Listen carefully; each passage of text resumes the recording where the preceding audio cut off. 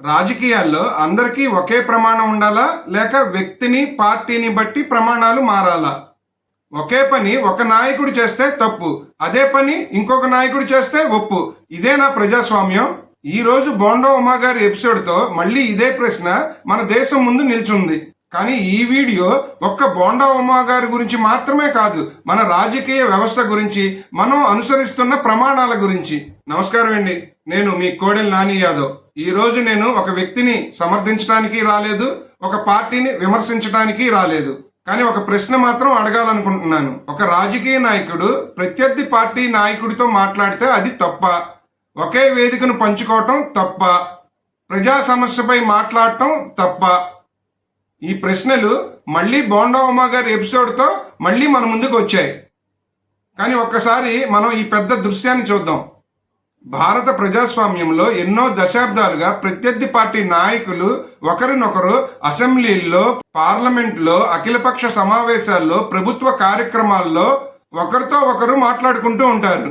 ప్రజాస్వామ్యంలో సంభాషణ అనేది ఒక సహజమైన భాగం. అయితే ప్రశ్న ఏంటంటే, అది ఎప్పుడు రాజకీయ మర్యాదగా కనిపిస్తుంది, ఎప్పుడు వివాదంగా మారుతుంది? అది ఒకే ప్రమాణంతో నిర్ణయిస్తున్నామా లేక వ్యక్తిని పార్టీని బట్టి మారుతుందా? ఇంకో ప్రశ్న ఏంటంటే, మన దేశంలో ఒక పార్టీ నుంచి ఇంకో పార్టీకి వెళ్ళిన నాయకులు ఎంతమంది ఉన్నారు? నిన్న ఒక పార్టీని విమర్శించిన నాయకుడు మళ్ళీ అదే పార్టీలో మంత్రి అయిన సందర్భాలు లేవా?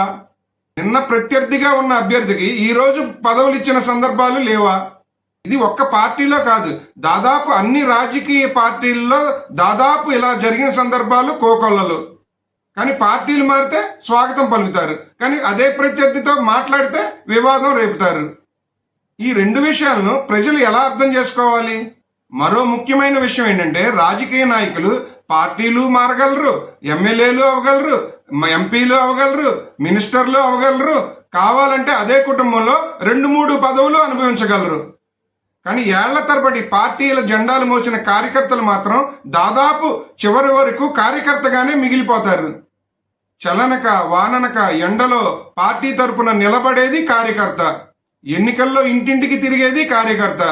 గెలిచాక మాత్రం పదవులు చాలా సందర్భంలో కొత్తగా వచ్చిన నాయకులకు దక్కడం చాలా చూసాం.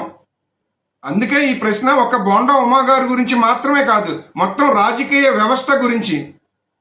పార్టీలలో అభిప్రాయం చెప్పే స్వేచ్ఛ ఎంతవరకు ఉంది?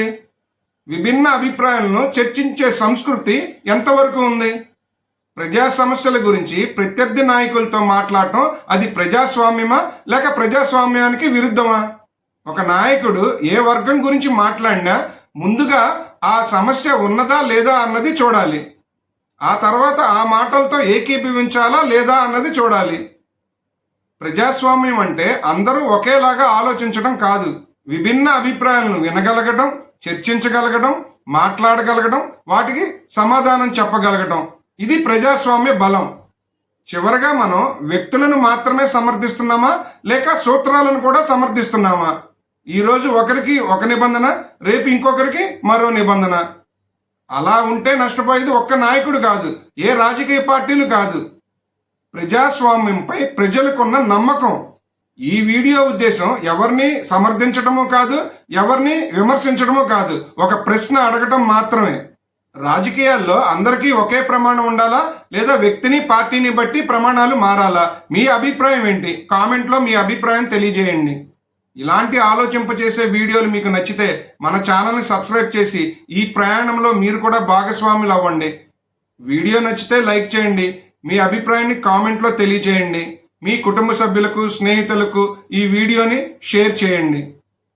ధన్యవాదాలు. మీ కోడెల నాని యాదవ్.